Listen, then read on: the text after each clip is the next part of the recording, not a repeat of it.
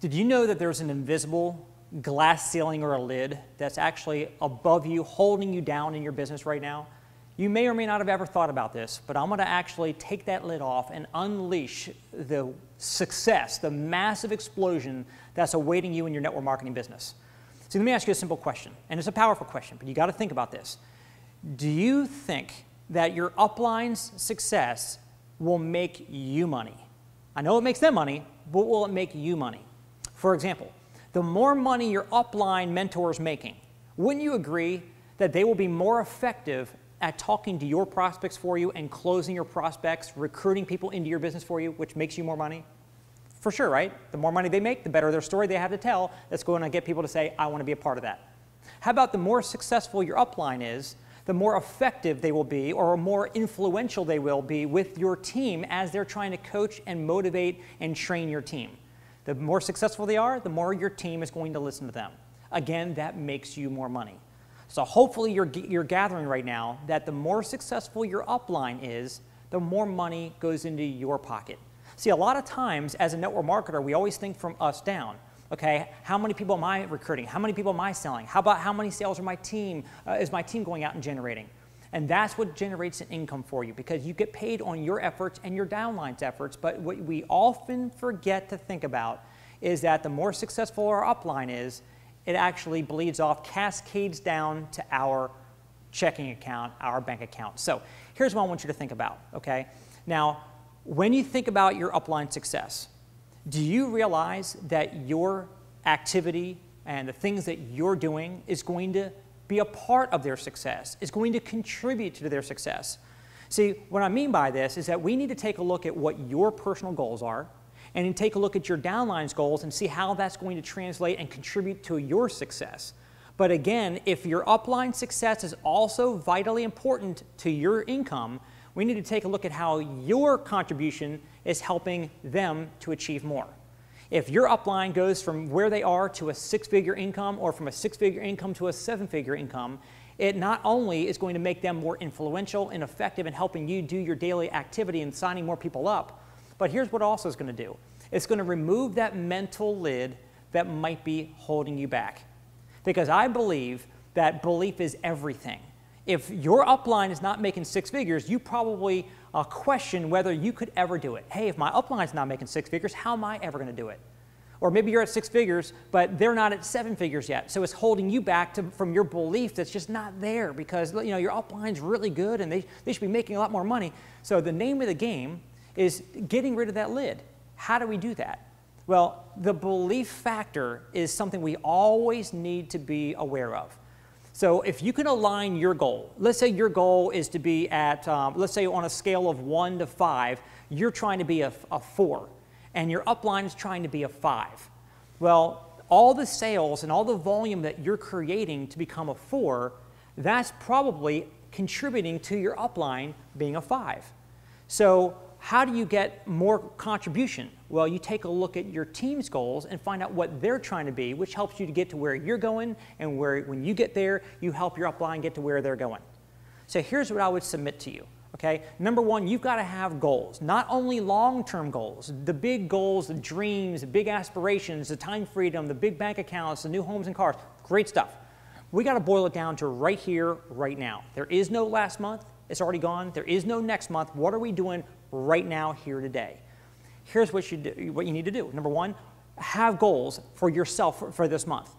Okay, what are those goals? Where are those sales and where are those recruits going to come from? Secondly, take inventory of where your team's goals are and where those sales and recruits are going to come from as well. So let's say you have a goal of getting 50 sales yourself and between you and your organization for the month. You want to get 50 sales. If you want to get 50 sales, let's say you have 10 people on your team. You need to get those 10 people to each do 5, or 9 of them do 5 if you're going to do 5 yourself. But you need to take inventory.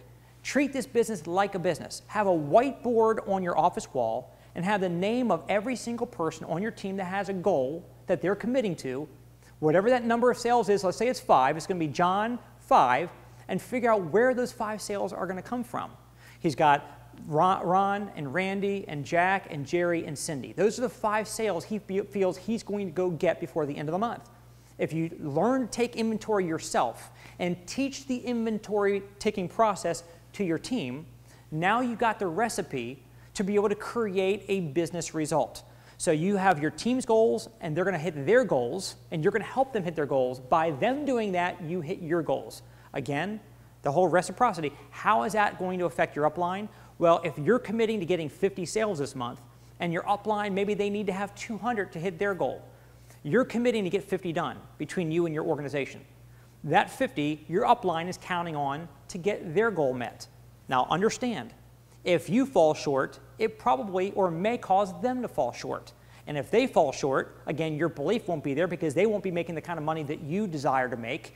And secondly, they won't have the influence and the ability to be effective at closing your prospects and also to motivate your team. So always remember, it flows from you, it flows down, and it also flows up.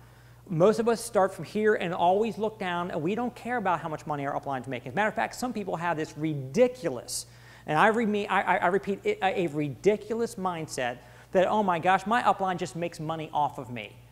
Well, if you thought that before, I guarantee you're not making 6 figures or more in your network marketing business, because that is a complete mindset of lack versus abundance, and it's also a broken mindset because maybe nobody ever taught you what I'm sharing with you right now, that their success will make you money. They're going to make money with you, not off of you. If you're not doing well, they're not doing well. And if they're not doing well, you're not doing well. Everybody needs to win all at one time. So you have your goals, you take inventory, figure out where those sales are going to come from. You want to also make sure that you've got accountability, you articulate it with everybody involved. And lastly, you want to be in communication play by play. If you're on a football field and you're out there, you're the quarterback, and if you're not in communication with the sideline for every play, you're not only not going to win the game, you're not going to remain the football player anymore. They're going to toss you from the team. The only way you win in football or in this business is by always being in communication. So if you've got Jerry on your team that's committing to getting 5 sales, don't you want Jerry to tell you every time he makes a sale so you can actually mark that off on your wall to know that the sale is made, so you can follow up with the company, make sure that it's in, it's processed, and it counts? Well, if Jerry is communicating play-by-play with his sales with you, and you're also communicating those sales that they're making and you're making with your upline, everybody is in the know all the way through the end of the month. So you won't have a credit card that didn't process or was maxed out or an application got lost or the dog ate the cat, whatever, all kinds of things, the excuses, those debacles that happen that cause people to not hit their rank qualifications, whatever, that will go away as long as we're practicing play-by-play communication.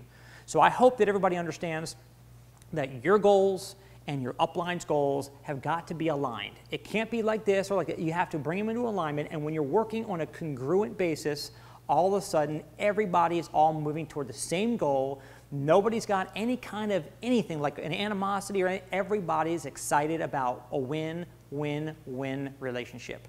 So I hope that you take this advice from me today and make sure that you start treating your business like a business. Make sure that you understand how important your upline success is. Make sure that you actually, sometimes you should be doing more for their success than you would do for your own.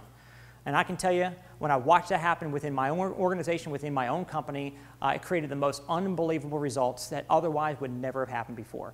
So with that, go out there, hit your goals, set your goals, hit them, and make sure that they're all congruent. Have a great day.